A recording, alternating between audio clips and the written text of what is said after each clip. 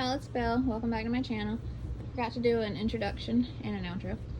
So this will be part 3 of my spooky Halloween fall time type reads that I've read. I think there'll be one more video of the ones I've read, and then that'll be it. This one has some witchy books and then just some other season time reads for you. And I hope you enjoy. We have Nightbooks by J.A. White. This was very recently turned into or released as a Netflix adaptation, and it was very good. I really loved it. The book is amazing. It is so creepy. This author's imagination and creativity just blows me away. This is a really great book.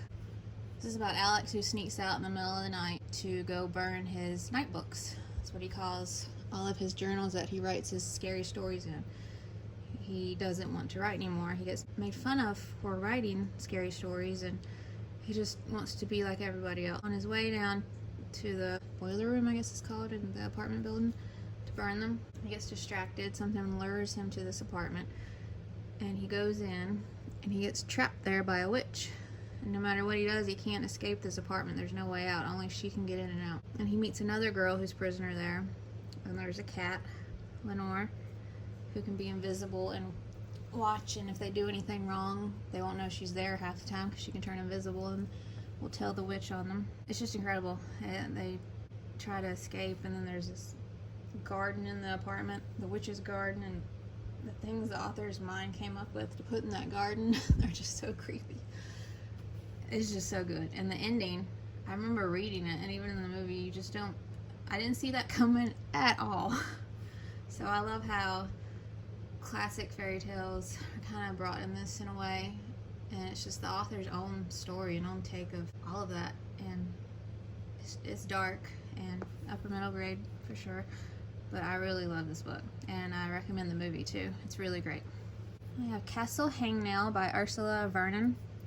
I absolutely love this book. It is so heartwarming and charming and just adorable, but spooky, and just all the atmospheric feels at the same time. It's like the perfect read for the season. But the minions and everybody who lives in the castle itself, and the little girl, like, it's just so good. I really, really recommend this one. It's not too scary at all if you get scared easily, at least to me, of course. It's just, you want to hug this book, and I loved it. It's so good. I highly recommend it. Next we have a witchy series, and this is, I think it's called the Poppy Pendle series, but Poppy's the main character of the first book. Each book is about a different character. It's the same world, like the same pretty much town and the school and everything, but you get a different main character in each book, which I love. And I love this world and the school. And in the first book, Poppy Pendle doesn't want to be a witch. Like, it's a high honor if you have magical ability. She doesn't want to go to the school for witchcraft in town, but there's all this pressure in her, especially her mom, her parents, but especially her mom, are pushing her to do this because of her famous great-grandmother or grandmother Mabel, and because she was a famous witch. But she just wants to be a baker. She just wants to bake. That's all she wants to do. And she runs away to the bakery in town, and she learns a bunch of stuff that she didn't know about herself and even her birth. She does some pretty bad things later on, but I don't blame her. I mean, her mom pushes and pushes and does not listen to her, does not listen to what she wants, and her mom was awful. All the baking in here, I was so hungry. And there's even recipes in the back of the book, which I always love that. And then the second book is about Poppy's daughter, Kat, who does want to be a witch, and Poppy doesn't want her to be, so it's the complete opposite. And then the third one, The Marvelous Magic of Miss Mabel, if you recognize Mabel, because I just said that a minute ago. This one is about Poppy's grandmother or great-grandmother, Mabel, the famous one. And then the last book is about Della Dupree. That's a difficult one to explain. There's time travel, and the way that one comes full circle and wraps up, and the twist, and oh, I really love that one. It was really, really, really good. I think that was it's been a little while since I've read them, but each one I thought would be my favorite. but I think the last one actually might have been my favorite. So the third or fourth, I'm pretty sure it was Della Dupree, which after so many books into the series is pretty impressive.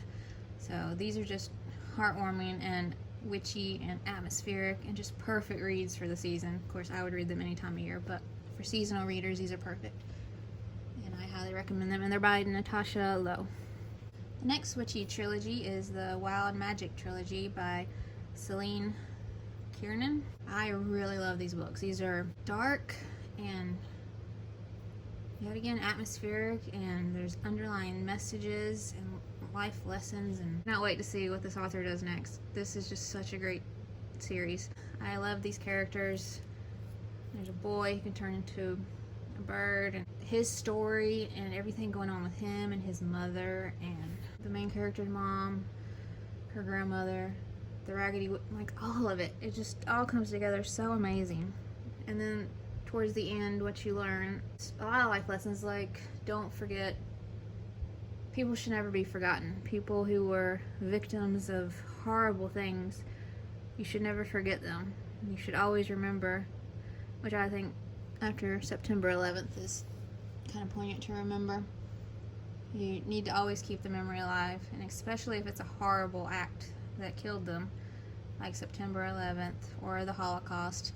Because just like the Holocaust, where there's those people out there that say it never happened now that so much time has passed, you know there will be people that say September 11th never happened in the future, which is crazy to think about, but it, you know, and that's such a dishonor to the victims and such a dishonor to the sacrifice they've had to make without even given a choice. You have to never forget. You can't forget history or you will repeat it, and you have to keep them alive through the memory and not forgetting. Okay, that was a tangent, but like that makes you think about that in one of these parts of the books, the series, and it's an important lesson. And I just love that about middle grade. There's always, even in a witch story, there's great messages in there.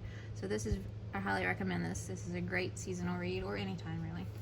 Next we have Monstrous books by MarcyKate Connolly. Now Ravenous is more like a companion to Monstrous because it doesn't have the same main character. It has one of the side characters from the first one in it as the main character in the second, and then you also in Ravenous you get the novella to Monstrous at the end of the book, which is included, like what happens before Monstrous to get to where we are as we start that story.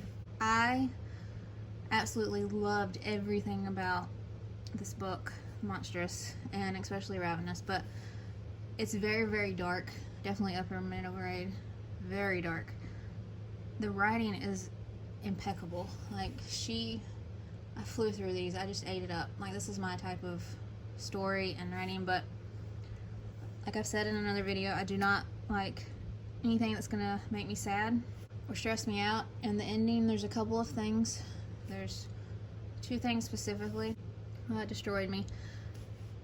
So that took some of the enjoyment away because I was sad for a couple of days. Like I said before, it gets in my head, and I hated that. And especially one of the things that happened, I understand like the meaning behind it and the symbolism and stuff, but I don't think it had to. Of course, I'm always gonna say that I don't think it had to happen that way because I don't want things to happen like that, but it did. But the whole of the book was so amazing. I don't regret reading it, and I would reread it, especially now that I'm prepared.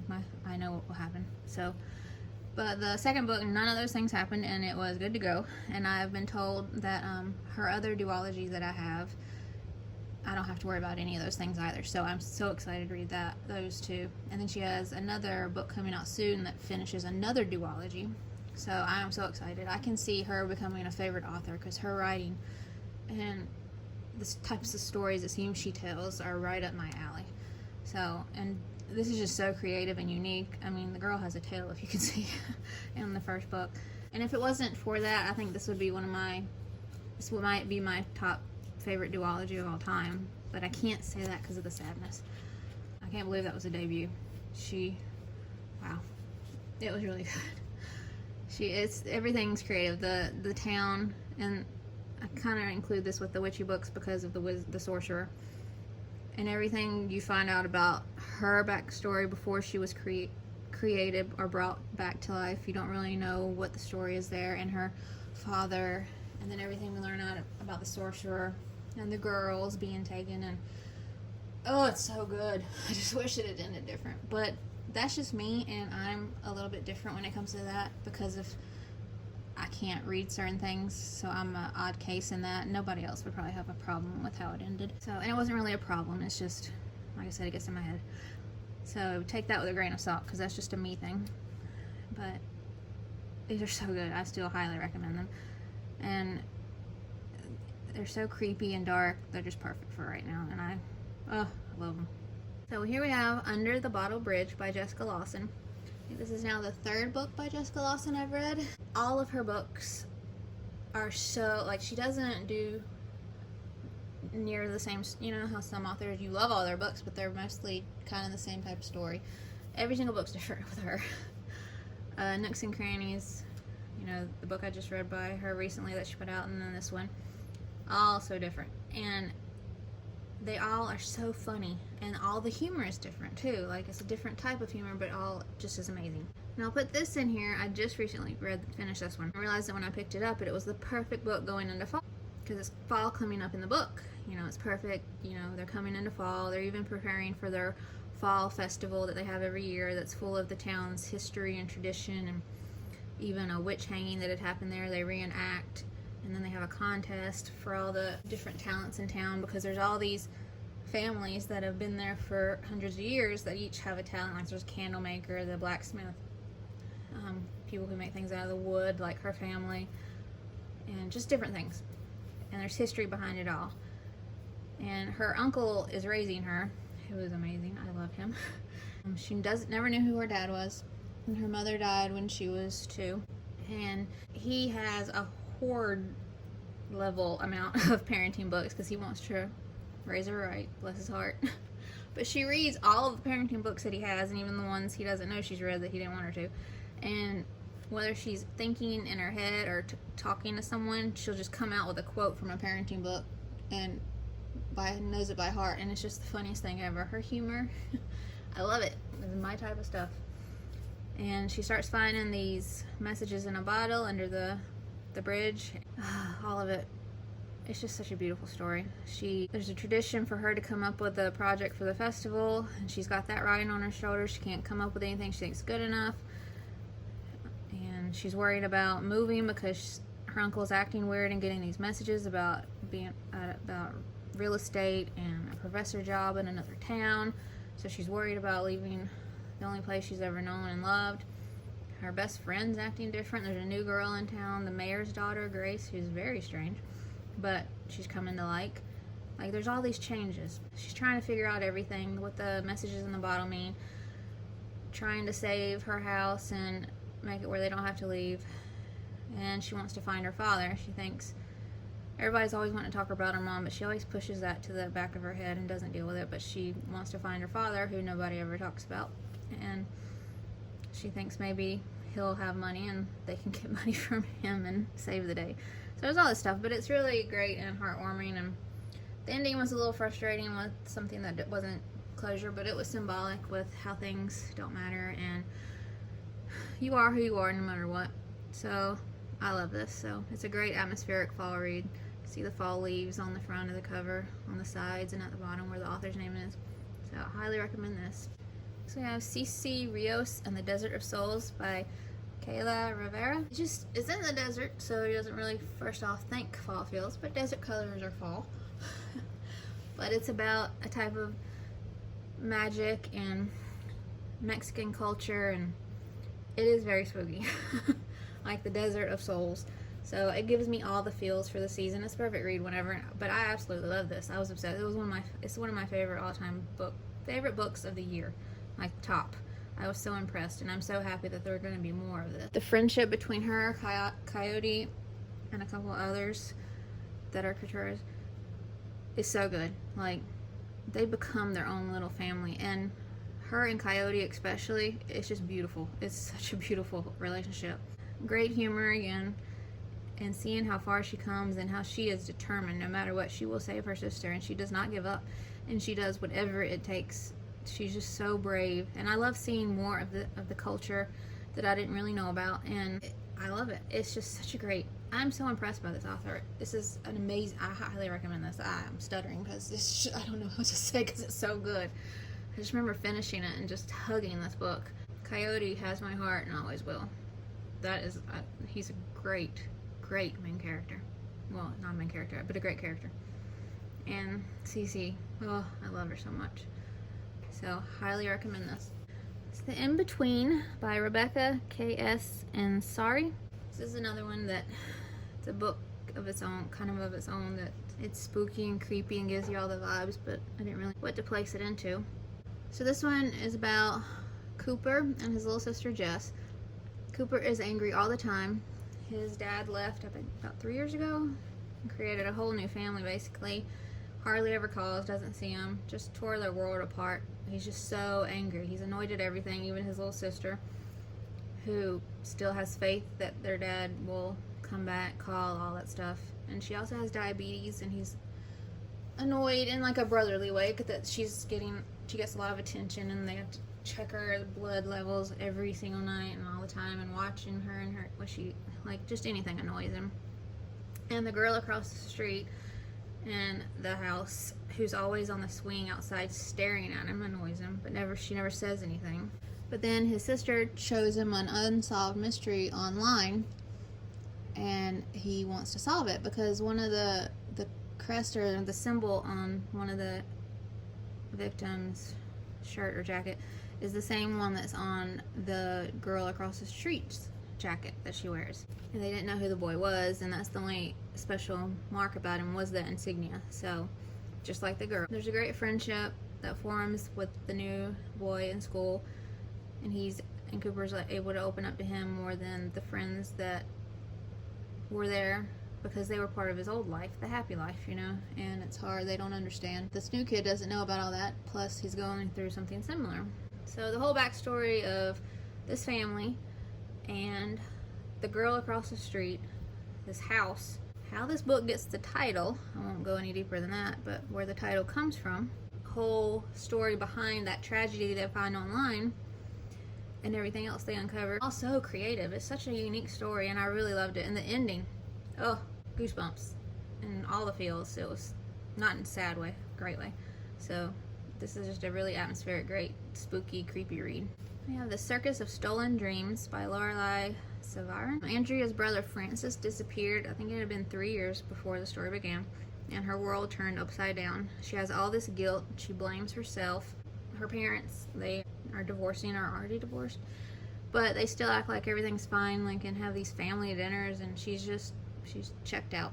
She just wants things back the way they were. So when she discovers a magical dream world called Reverie in the woods near her house, she jumps at the chance to escape reality.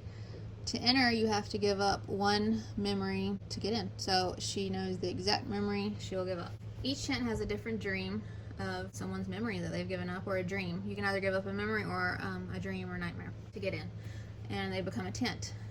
And so you can go into a tent where you can fly, or you can become a bird, or you can do anything. You can even go in nightmares, which I don't know why I would want to do that, but you know, to each their own. But the Sandman controlling the tent seems to have a plan of his own. Everything isn't as it appears to be. When she discovers a tent that she knows was her brother's nightmare brought to life, she knows that Reverie isn't an escape, a safe haven, it's a trap. So along with her new friend Penny, she sets out to find her brother Francis, find out what's really going on, and find a way to see if they can break free. This is so eerily, beautifully told, and again, another unique, creative, fascinating story premise, and such a strong sibling bond that you see, and the guilt, and so many great themes, and with the divorcing parents, and the guilt from the brother, and losing the brother, and then the creativity in the Circus of Stolen Dreams, and the tents. This is so good. And the ending was perfect, and how everything came together with what she found on her windowsill in the beginning, and then the end, like it all full circle. That's it for this video. I hope you enjoyed part 3 of the spooky recommendations of books I've read. And of course, all the illustrators will be listed below. And I hope you'll subscribe and stick around. Thanks for watching. Bye.